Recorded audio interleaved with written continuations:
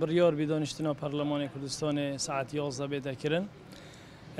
رویش لگل همو فراکسیونت ناو پارلمان کردستان دسته و سرکاتی و پارلمان کردستان بریار دا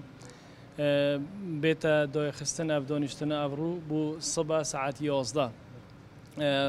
افرو که چه بید پارلمان کردستان پناه بزرگینا پارلمان کردستان ببد دوخ هریما کردستان زور آلوزه و لشکرکش یا ترکیه نزدیکی 30 کیلومتر یهات یا ناف آخو هریما کردستان دا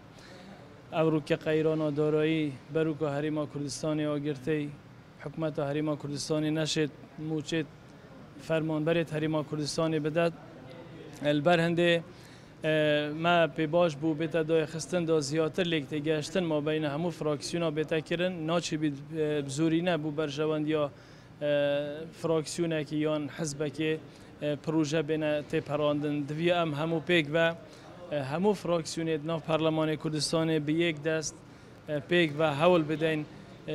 خلکی هریما کردستان الوی قیرانا دارایی بینی نداره حول بدین سنوره که بو وی لشکرکش یا ترکیه دانین برهنده ما پی باشنیه هیچ برنامه زورینه تیدا بیتا پرانده لبر ام هو کارانه ئێمە لە فراکسیۆنی یەکگرتووی ئیسلامی کوردستان بایکۆتی کۆبوونەوەی ئەمڕۆ ڕۆژانی 28 دەکەین چونکە پێمان وایە ئەم پەرلەمانە قسە لە خەمەسەرەکیەکانی ئێستای هاوڵاتیانی کوردستان ناکات و ئەم کۆبوونەوانە هیچ پابەندی و ئیلزامێکی بۆ حکوومەت لێ ناکەوێتەوە و چەندین یاداشتی پەرلەمانتاران لەسەر داهات و خاڵە سنووریەکان و قەرزەکانی حکوومەت و